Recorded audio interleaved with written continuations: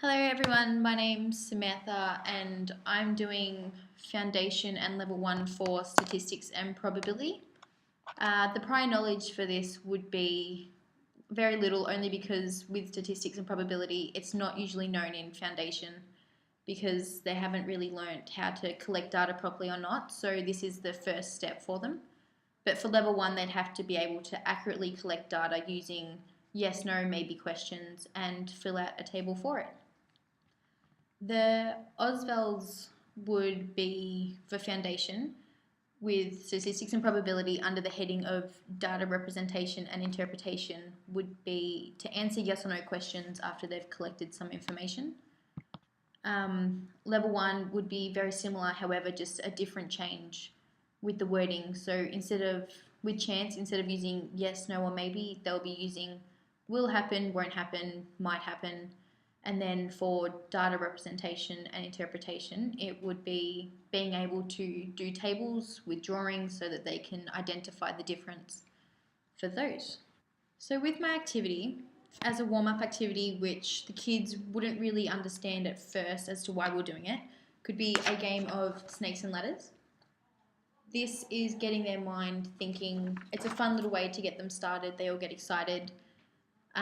And it's a way that they don't actually know they're learning about chance. However, there are sections of chance in there, like rolling the dice. They wouldn't know that every time they roll it, there's a chance of what number they're going to get, which can be explained further after they've finished the activity. And then also a chance of whether they'll land on a ladder or a snake. So once they're finished, you can have them go through, sit down and have a look at if they're placed on one certain part of the board, what would be more likely for them to land on next? Would it be a ladder or a snake? So that gets them thinking about the different strategies they'd need to use, and then also gets them thinking about what number they'd need to roll on the dice next, just to avoid exactly what they didn't want. So now on to the main activity that we'll be doing in this class. It's a question sheet with yes or no questions. There are 8 on there, and what the students are going to have to do is answer which one they think is correct. And then at the end they'll finish off the table as I've stated, but that will be later explained.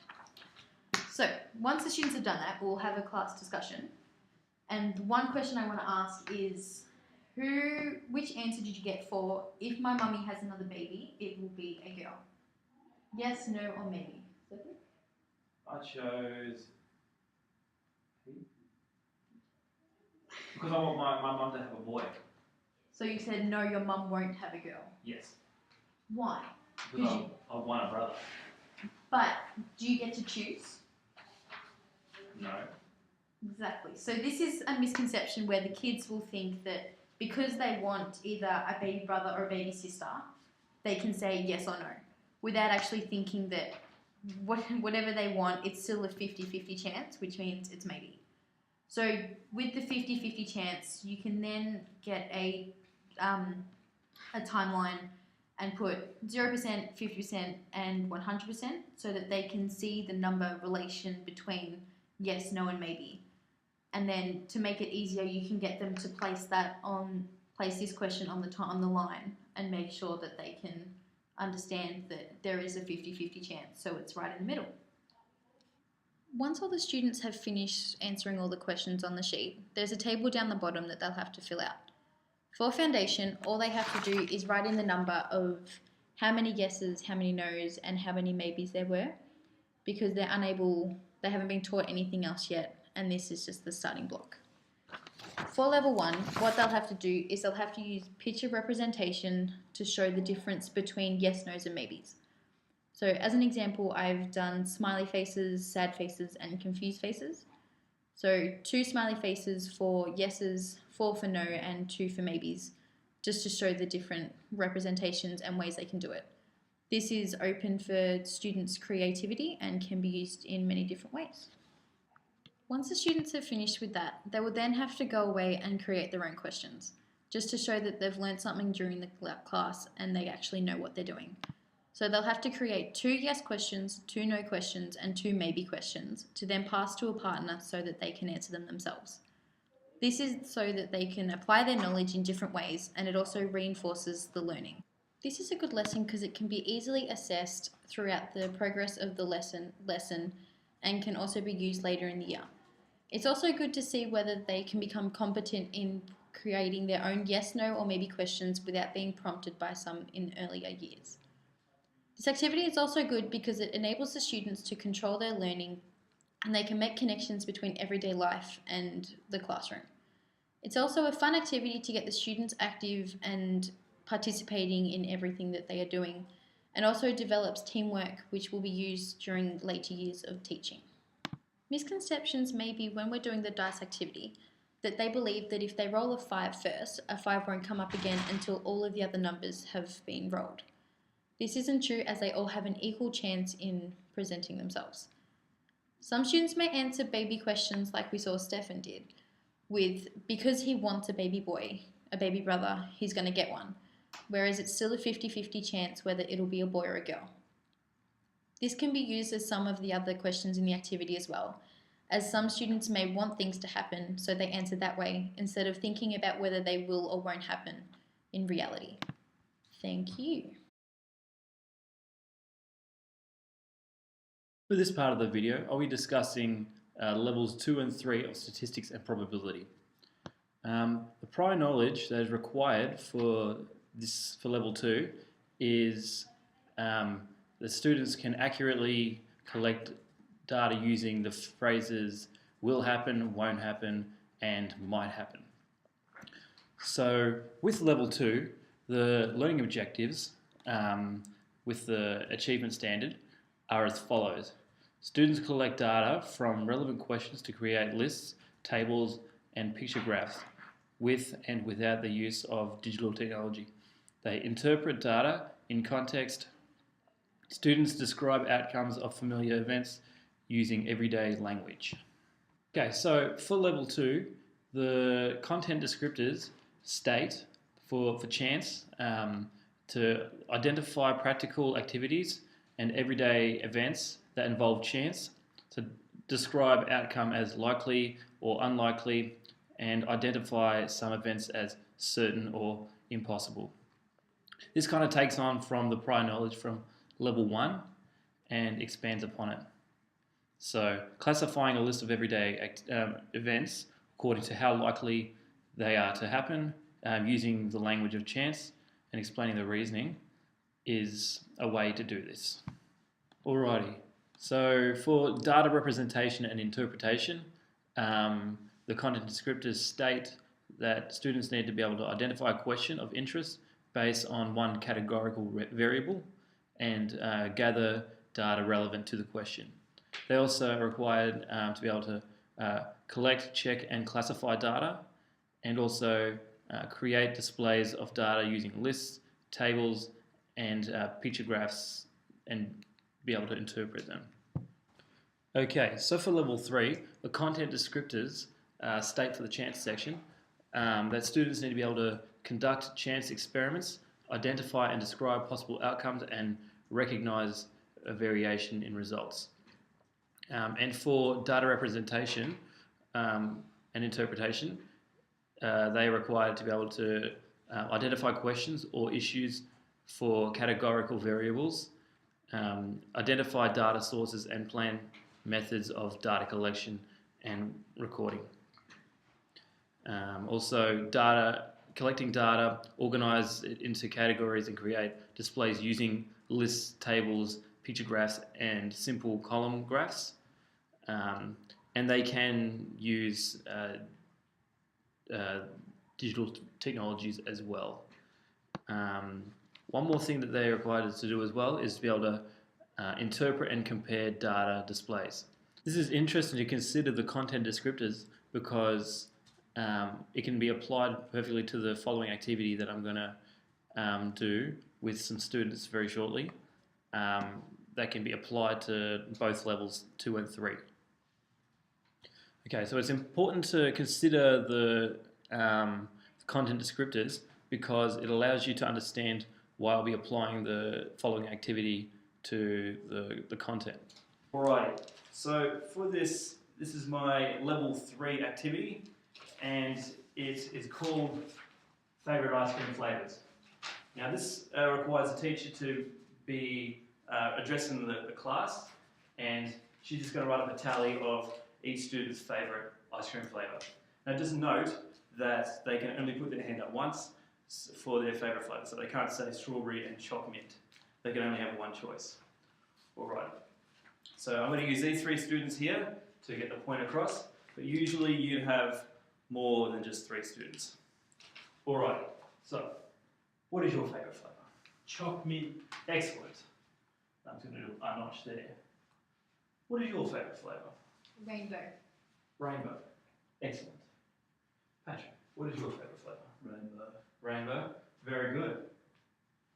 Alright. So, as you can see, I've only got 3 students here, but I'd usually address the class and ask what their favourite flavour was, and then I'd plot it up on the graph here, or you'd get the students to go off and use this tally here and draw their own interpretation of the graph. And here is an example of what this activity can look like if it's done correctly. There we go. So there's an example of student work from the Oswell's page, and it shows a student going off and drawing up the columns for the graph and having a good understanding of the name of each axis and what they each represent. They give the numbers for the vertical axis, and they also they put the categories for the titles at the bottom of the columns as well. So this shows a very good understanding of the topic. And for level 2, students just they can change the activity just a little bit by describing the outcomes of everyday activities. So they could be naming them as likely or unlikely, and they could also identify some events that are certain or impossible. So this activity was good because students had to complete a unit of work that included collecting data, drawing up tables and graphs, and discussing their findings compared with other students. So this students were given the task to explain their favourite ice cream flavour, and the teacher so-called explained it in front of the class, and they had to go off and write it up themselves. The teacher should explain, can you create a table and graph that show what these findings could look like, for example with the columns like it was showed up on the board before. Also, what type of graph is most suitable, and can you explain why? Also, how would you will you record your work? How can you explain the graph? And also, how do the results compare with others? So this is important for the students to be able to have a deeper understanding of the topic and explain it.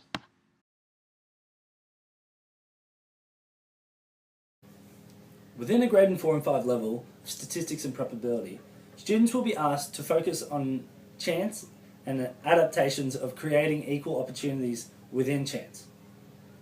Oswell states that within level 4, students will be asked to describe possible everyday events and order their chances of occurring. So if it will rain gumballs would be very unlikely. If you see a cloud would be very likely. They will also be asked to identify everyday events where one cannot happen if the other is happening. So for example, there cannot be a cloudless sunny day in the sky if there is also thunderstorms happening in that same area. And also identify events where the chance of one will not be affected by the other occurrence at all. And within level 5, Oswell's also states that students will list the outcomes of chance experiments involving equally likely outcomes and representing the probability of those outcomes using fractions. So for example, if I have a deck of cards, I have a 1 in 52 chance of choosing the 9 of clubs out of the deck. To develop an understanding of probability, students should have opportunities of experimental probability, which means hands-on games and hands-on activity through probability. Such activities help dispel common misconceptions from students thoughts of probability. For instance, if a 6 is rolled on a dice, students and even some adults actually think that that 6 is less likely to be rolled again, when it actually has an equal chance of 1 in 6 all over again. Similar when picking numbers for a lottery ticket. An adult might laugh at suggestions of playing the winning numbers of previous week's draws, as is highly unlikely, but regardless of which numbers you pick, it is always highly unlikely.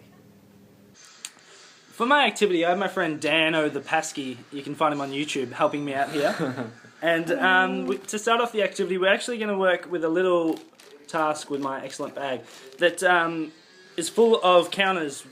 One, just starting off, one of red, one of yellow, one of green, and one of blue, if you can say that. I don't have counters, so I've just coloured in pieces of paper. And I'm going to start off, Dan. Mm-hmm. What is the likelihood of me to pull out a red counter out of my bag here? I would say that's about 1 in 4, or 25% for those of you at home. And we can see Dan here has used both a fraction and a percentage with both listing.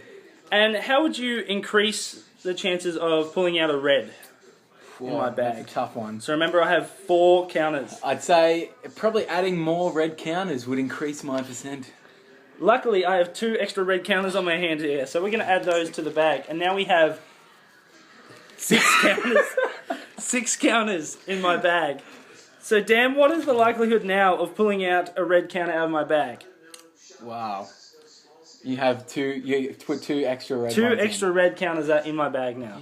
I'd say you have a 50% chance. That is correct. We have a 50% chance of pulling out. So if we take out all of my counters, you can see 1, 2, and 3 red, with 1 yellow, 1 green, and 1 blue. So this gets students thinking in the idea of probability and what is needed to be done with the upcoming lesson. So for the next activity, I'm going to be asking students to split into pairs. So there's only 2 of us here, so I'm going to be Dan's partner for this. And we'll have a sheet like so. So we can see this is called Dice Race up the top. And the numbers 1 to 12 are listed down the bottom with 6 individual squares listed before we get to the finish line. And we also need 2 dice for this game. Alright Dan, so can I get you to choose a number from 1 to 12 please on our sheet? Number 11, Josh. And why did you choose number 11, Dan? Well, it's my favourite number. So this is a misconception of students for choosing their favourite numbers amongst 1 to 12, when really you can see that numbers like 7 and 6 and 8 are more likely to be rolled, as 7 equals the opposing numbers of a dice, so we can see 6 on one side and 1 on the other, therefore making it a lot more likely to be rolled and calculated through a dice. So we're going to take the first roll of the dice. I'm going to roll the first one, and the first roll is an 8. So we're going to take a coloured pencil and just shade in 8. So as you can see, and therefore Dan will roll the next one. 4. And Dan has rolled an 11. So Lucky number. Lucky number. Lucky number. Whew. He's off. And this goes on until one number reaches our finish line. And more likely it is that 7, 6, and 8, the middle numbers, will be the winners. And after the game is played, you will ask students to develop their own way of creating the dice race game to be even for all numbers that are chosen. So we can see it's more unlikely for 12 to be chosen, as there is only 6 plus 6 to equal 12. But for 7 to be chosen, you can have 6 plus 1, 2 plus 5, and 4 plus 3. Okay, Dan, so what is a way that you could edit this game to make it even for all the numbers available? Well, first of all, I'd get rid of number 1, because 2 dice, you can't have number 1. Then I would also shorten the track length for the least occurring numbers to make the playing field just a little bit more level. Very good. Thank you, Dan. Oh, it's my pleasure. The objectives and outcomes of this activity is for students to investigate simple situations that involve elements of chance, recognizing equal and different likelihoods, and acknowledging uncertainty. So that's if students will choose the number 12, why did they choose the number 12, and how it can be created to become equal for all numbers across the game. Specific learning outcomes are for students to play probability games and identify all the possible outcomes, and how likely it is for a 7 to be rolled and how likely it is for a 1 or a 2 or a 12 to be rolled. And for them to compare those results that they've come across. This is a great game or activity for all students to be part of, as it's not selected to a certain ability, but what students are able to do with that one game. So it's very broad with the different methods one could use to create the even game. So it's all up to the students. The only instructions that you give are to find a way to make this game fair. Fair for all numbers and all participants involved in the game. Activity because it allows students to have peer interaction with one another and is also adaptable through many different games of chance. So it's not just set to the dice race game or any type of unfair game you can use it with. Alright, the activity I've chosen involves students looking at the components of time series data, comparing sets of data using displays, associated vocabulary and determine appropriate statistics. The activity is targeted at level 6 but can be used at higher or lower levels depending on student ability and can be manipulated for such use. It involves students looking at some data on athletes' performances in the Olympic Games, in the events of the 100 metre sprint and high jump over the period of 1928 and 2008. They will then be asked comprehension questions to gauge their understanding of the data and the key ideas of long-term trends, cyclical variations and random variation. The activity can be directly related to the following Oswald's content descriptors. Interpret secondary data presented in digital media and elsewhere.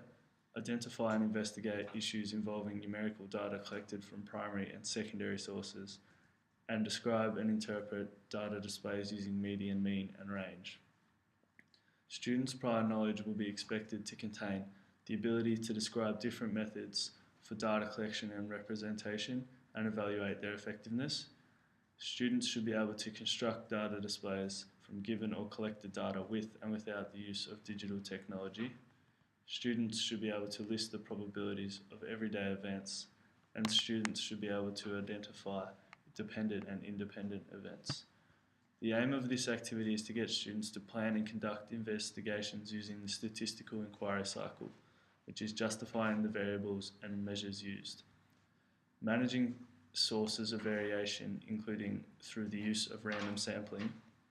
Identifying and communicating features in context, trends, relationships between variables, and differences within and between distributions, using multiple displays. Making informal inferences about populations from sample data, and justifying findings using displays and measures.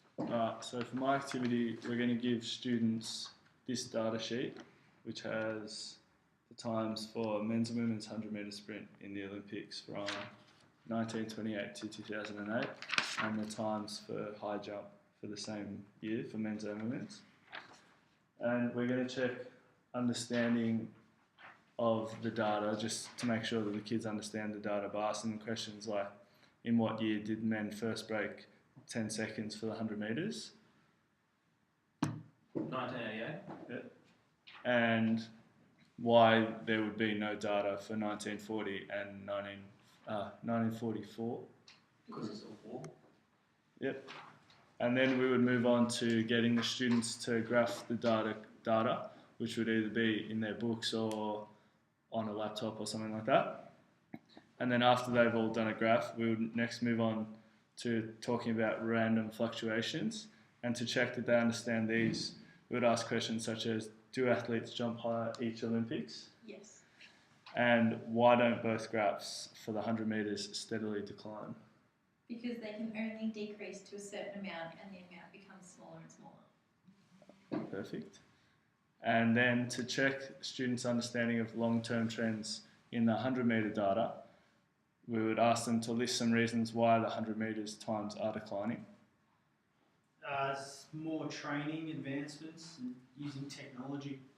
Perfect. And then to check students' understanding of the long-term trends in the high jump data, we would ask them questions such as, is it likely that the score for the 2020 Olympics will be lower than 2004? Yes. Yep. And would the results keep increasing? Yes, but they will get to a point where The increments are so small they can't be measured. Perfect. Alright, so this activity also provides you with other data sets that can be used to further develop understanding following a similar procedure. And they can just be used using the same questions. Alright, so the outcomes from this activity for students would be the ability to plan an investigation, the ability to be able to display time series data. Students will be able to discuss the components and features of time series distributions. Students will be able to compare features of different time series distributions, and students should be able to report the results of a statistical investigation concisely and coherently. Some misconceptions in this activity could be the fact that kids steer away from thinking logically, and they would just think that because times have decreased gradually over time, that they would just always keep decreasing, and would forget that it's just not physically possible for times to keep decreasing because people just can't run in like 1 second or whatever.